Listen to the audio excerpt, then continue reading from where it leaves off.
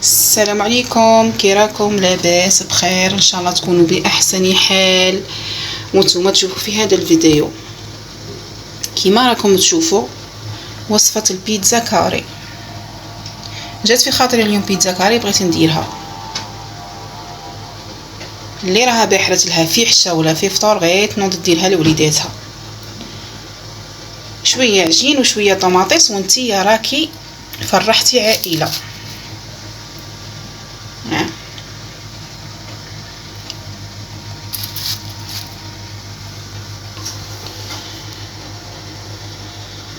ان شاء الله تجربوها الشيرات. اللي ما عادش دايره ابوني من فضلكم ابوني شيرات وجام للفيديو. ربي يحفظكم. خلوا لي تعليق، خلوا لي رايكم، شاركوني في الوصفات اللي عندكم. ومرحبا بكم الشيرات، الدار داركم. نروحوا للوصفه. بسم الله والصلاه والسلام على رسول الله. نبدا الوصفه معاكم الشيرات. اللي استعملت فيها 3 كيسان تاع فرينه وكاس تاع سميد رطب، مغرف كبيره تاع خماره ومغرف كبيره هنايا تاع السكر حطيتها هنا. نروحوا هذا هو الكاس اللي استعملت به. نحتاج في هذه الوصفه كاس تاع حليب دافي مع نصف كاس تاع ماء. نص كاس تاع الماء نزيدوه بالتدريج، قادر نستعملو غير ربع تاع، نستعملوش نص على حسب نوعيه تاع السميد. وهنايا كاس تاع لاتاي زيت، وهنايا الملح نص مغرف تاع ملح، مغرف صغيره. غادي نلم هذا الفرينه مع السميد، نلمهم كاع بهذاك الكاس تاع الحليب ونزيد داك الكاس تاع لاتاي، ونبدا نضيف بالتدريج هذاك الماء. كي نشوف صاي العجينه صاي التمت لي نحبس. خلطت هادو النواشف شيرات، نزيد الملح نخلط. غادي نزيد الكاس تاع الحليب نفرغه كاع معاه الكاس تاع الزيت، كاس تاع لاتاي تاع الزيت.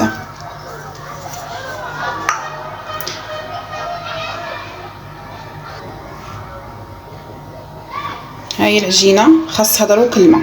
نزيدو داك النص تاع الكاس تاع الماء، نبدا نزيد فيه بالتدريج حتى نحصلوا على عجينه طريه.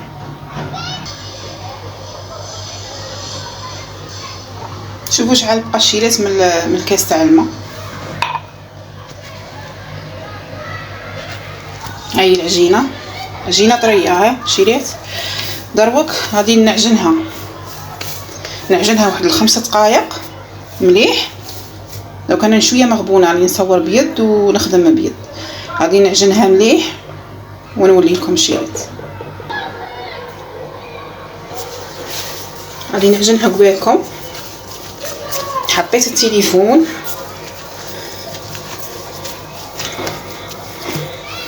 شوفوا طريقه العجن. اللي ما تعرفش طريقه العجن، بزاف شيرات صغارات يدخلوا للكوزينه ما يعرفوش طريقه العجن.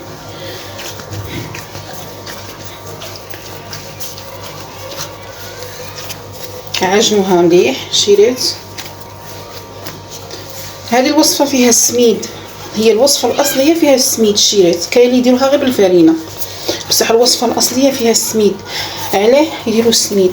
باش تجي ديفيرونس بينها وبين البيتزا. ديك البيتزا اللي تنباع في الحوانيت، البيتزا ديك المدوره تاع عندها كل وحده والاسم تاعها. يديروا لها السميد باش تجي مقرمشه، باش تجي فيها ديك القرمشه وتجي اون ميم طون طريه، تجي مقرمشه وتجي طريه. الوصفه الاصليه فيها السميد. اللي تبغي دير 2 سميد و2 فرينه، 2 كيسان سميد 2 كيسان فرينه دير، ماشي مشكل.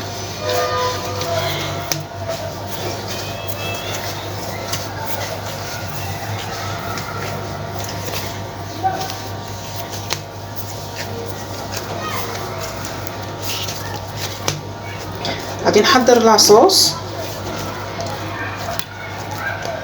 تحط لاصوص فيها طوماطيس وبصله. كاع نعرفوا لاصوص تاع البيتزا، بصح الوصفه الاصليه تاعها تندير بالشكشوكه. يفتوا الطوماطيس فتات ويفتوا البصله فتات، يقلوا البصله يعاودوا يقلوا الطوماطيس وما يطحنوهمش كيما هاك، يحطوها فوق العجينه تاع البيتزا ويديروها طيب، ويزينوها بالعرش تاع الورق تاع المعدنوس هاك من الفوق وحبه زيتونه. هذه هي الوصفه الاصليه تاعها. بصح دروك راكم عارفين الاطفال اللي عندها الاطفال في الدار ما يبغوش ياكلوا دوك ما يبغوش كي ياكلوا يقوا ديك الفتاته تاع البصله، يقوا ديك الفتاته تاع الطوماطيس. امالي رانا نطحنوا ديك لاصوص. هذه هي. وانا دروك ما عنديش نوجد لاصوص طوماط. لاصوص طوماط راه عندي واجده شريت انايا كي يكون موسم تاع الطماطم ترخص الطوماطيس، نطيب الطوماطيس وندسها في الكونجيلاتور، ونطيب الطوماطيس ثاني تاع البيتزا وندسها في الكونجيلاتور. وقت الحاجه نجبدها. نهار اللي نكون عجلانه ما عنديش الوقت نمشي هانيه سما ندير البيتزا، ندير غير العجينه تاع البيتزا نوجدها ولاصوص تكون عندي واجده، غير نسخنها لاصوص. هذه هي. غادي نردها في الباسينه باش نخليها تخمر، نبلع عليها ونخليها تخمر ونوريكم لاصوص اللي نخدم. هاهي شريت جبتها من الكونجيلاتور. تشوفوا كي نطيبها ندير البصله ندير الطوماطيس ما نقليهمش، ندير البصله فتات ولا شرائح، وندير الطوماطيس ثاني بصح الطوماطيس نقلع لها القشره تاعها ونفتتها فتات ونديرها مع البصل، وندير شويه زيت على حسب الكميه تاع الطوماطيس والبصله، شويه زيت شويه ملح شويه حرور، وندير الرند وندير الزعتره. هذه لاصوص تاع البيتزا. طيب كي طيب مليح نطحنها نخليها تبرد ونعمرها في الساشيه تاع الكونجيلاسيون. هادو الساشيه تاع الكونجيلاسيون العاديين اللي نستعملوهم في الدار ينكونجو فيهم الصوالح. هيا نعمر كيما هاك ونطحنهم في الكونجيلاتور. يعني هنايا ما نديرش العولات، ما نديرش هذوك لي بواط سمحوا لي بواط اللي نديروا فيهم لي بواط تاع مونجي، هذوك اللي يديروا فيهم الماكله.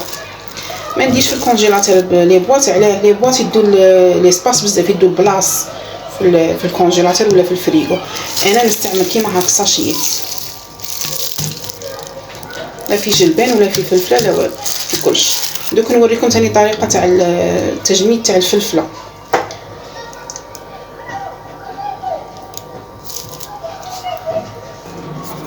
ان شاء الله تفيدكم هذه الفكره وتجربوها في هذا الموسم ان شاء الله تاع كي تجي الطوماطيس ان شاء الله وترخص. تجربوا الفكره تاعي هذه. واللي تبغي لاصوص طوماط العاديه دير ثاني طوماطيس غير وحدها، ما دير لا بصله لا والو. طوماطيس تنقي لها القشره تاعها وديرها طيب، تنقص لها وخليها تكتك مليح وطيب حتى تقرب تنشف. هذاك الماء ينشف تطحنها وتعمر، دير لها الملح وتعمرها في ليساشي كيما هنا. بالنسبه للفلفله ندير لكم افكار شيريت الفلفله. اين الطريقه اللي نكونجلو بها الفلفله. هذه فلفله حمراء، الفلفله كي تحطوها في الساشي تشووها وتنقوها وكاع وقطروها مليح من الماء وديروها في الساشي تاع الكونجيلاسيون.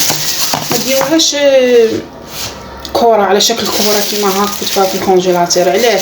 انا نقطعها كيما هاك تشوفوا باش كي تجبديها نهار اللي تبغي طيبيها تجبديها تسهل عليك عمليه الذوبان.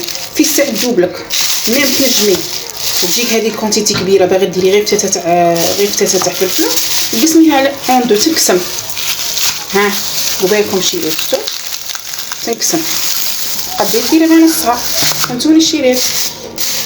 هذه الطريقه ان شاء الله تعجبكم طريقتي وتجربوها في هذا الموسم ان شاء الله. كي تدخل الفلفله ان شاء الله باذن الله وترخص. ها هو الجوا ثاني تاعي. الجوا ثاني نديرها بنفس الطريقه تاع الحار، نقولوا حنا الفلفل الحار. نفس الطريقه تاع الفلفله. ها نهار اللي نبغي نطيب الفلفله ولا نستحق شويه حار شويه جوا، نجي نقلعيت شويه كيما هاك شيرات كيما هاك. ها شوف كي تنقسم وتقلعي كيما بغيتي تقلعي. نشوفوا خير بلي تلموها كاع تطوروها وديروها في الساشي كيما هاك. تسهل العمليه تاع الذوبان وتقدري تتحكمي فيها. تاني بالنسبه للكفته اللي يشرو كميه كبيره تاع كفته ولا يجيب لها راجلها مثلا 100 ميل تاع كفته وهي ما تسحقهاش كاع داك النهار ولا ما تسحقهاش من على يومين ولا 3 ويديروها في الكونجيلاتور. كيما يجيبها لها تطحيها في الكونجيلاتور وهي مكوره، نهار اللي تسحق غير فتاة تاع الكفته ما تسحقهاش كاع. تحصل كي دير تقول لك نجبدها كاع صاي نديرها كاع وانا مانيش محتاجتها كاع. ديريها بهذه الطريقه، حكميها كيما راها في الساشي وبسطيها هاك مليح وديري لها الساشي دوريه عليها وحطيها في الكونجيلاتور. نهار اللي تحتاجي شويه كفته تقلعي شويه كفته كيما هذه طريقه ان شاء الله تنفعكم الشيرات وان شاء الله تجربوها وادعوا لي وكتبوا لي في التعاليق. وما تنسوش اللي راح تتفرج في الفيديو شيرات ما تنسوليش الجيم شيرات جيم واللي راهاش ابونيات ابوني. هنا قطعت الشيرات الفلفله باش نديكوري بها. ها هو الزيتون وهذا الفرماج غادي نرابيه. المايونيز ثاني باش نزوق بها من الفوق. غنستعمل هاد لي زير هنايا. هذا الساشي بغيت نقول لكم عليه. شفتوا الشيرات لي كيسات كتشرو لي كيسات تاعكم تستعملوهم الساشي تاع لي كيسات ما تقيسوش، خلوه دسوه تسحقوه تخرج تستعملوه في الديكور تاع كديكورو بالمايونيز. تعمروا بالمايونيز والديكورو ديروا دي زيكزاك من الفوق المايونيز، ولا في الشوكولا دايبه كيديروا شوكولا دايبه عمروا هنا باش تخدموا زيكزاك فوق الكاطو. هادو يساعدوكم وعمليين بزاف خير من هادوك اللي تشروهم ب100 دورو ولا تشروهم ب1000. هذه اقتصاديه وتساعدكم. اللي عجبتها فكرتي دير لي جيم ابوني اللي ماشي ابوني ومرحبا بكم في القناه. غادي كاع حشا عندي تدابير نحطهم لكم في قناتي ومرحبا بكم الشيرات. لاصوص صايرها وجدت هاي لاصوص صاي وجدت. شوفوا كي جات هاي صاي جبتها من الكونجيلاتور وحميتها طلقت. ها هي خليتها تبرد. غادي نروح نشوف العجين اذا وجد راه خمر ولا مازال.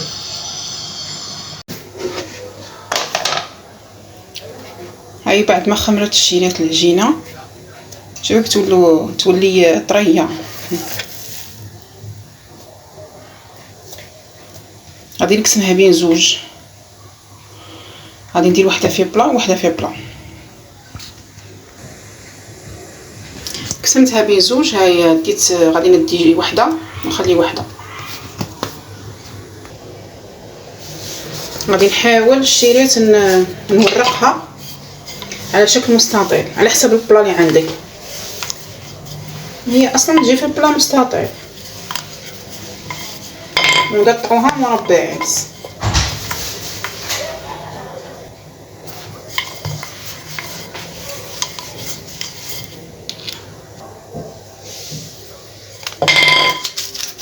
حطيتها في البلا شيرات العجينه.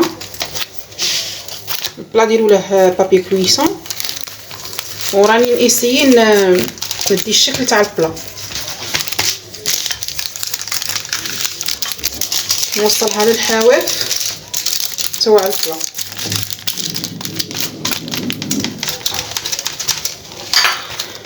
كيما ها هو السمك شيرات. ها هو السمك تاعها اش غادي تنتفخ.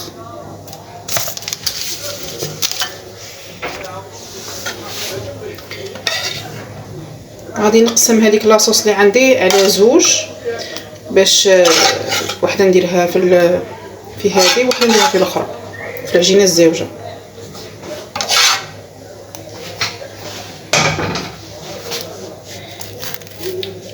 هاكا.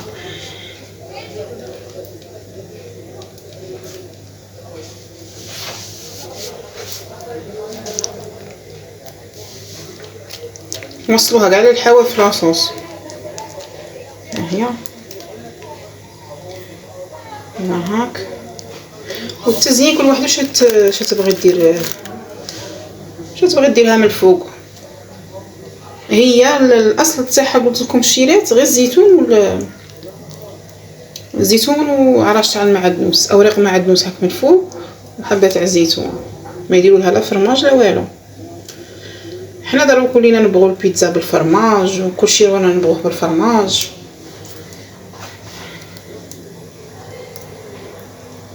كيما هاك.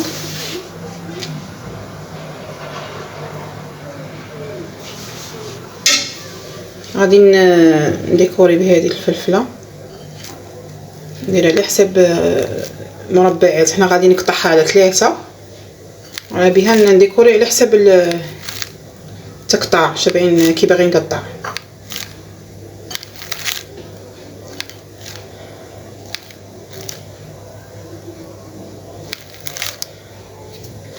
ندير زيتونه في كيما هاك.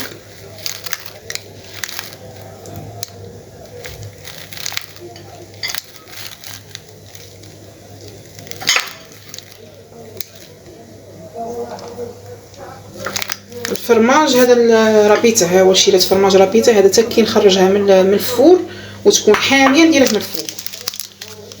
هاي شوفوا ها كي جات شيرات. غادي نتحيها دربك للفور ونخليها طيب.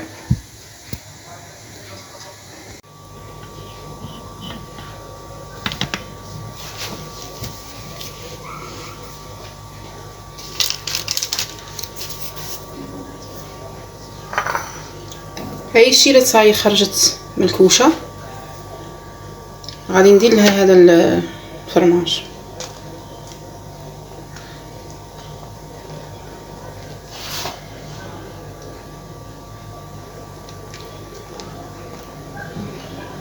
مادامها حاميه ديروا لها الفرماج، خلوها تبرد.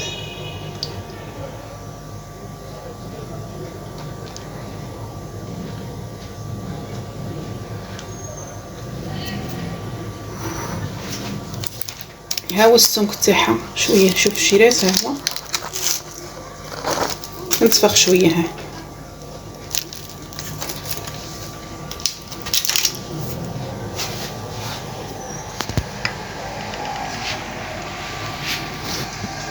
شوفوها هي كي خرجت. هاي السمك تاعها.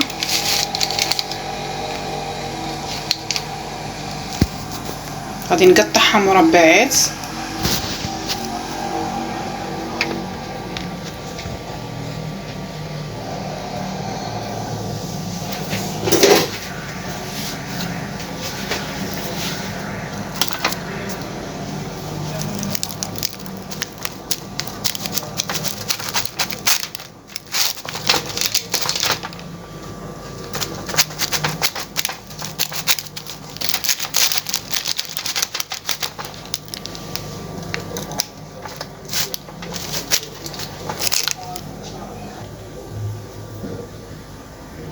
قطعت هالشيرات مربعات. هيا غادي نجبد لكم من الوسط باش تشوفوا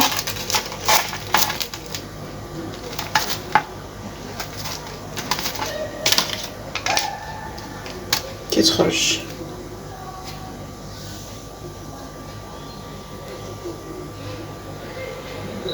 شهيتكم في الجنه الشيرات.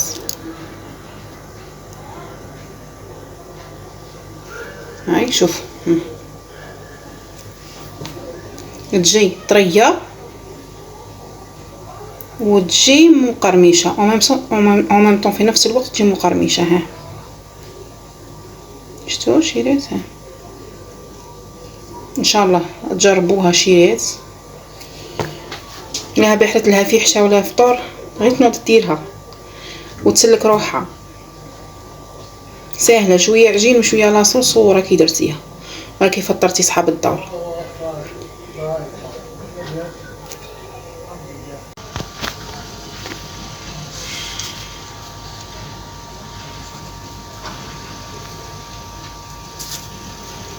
شفتوها كي تجي شيرات.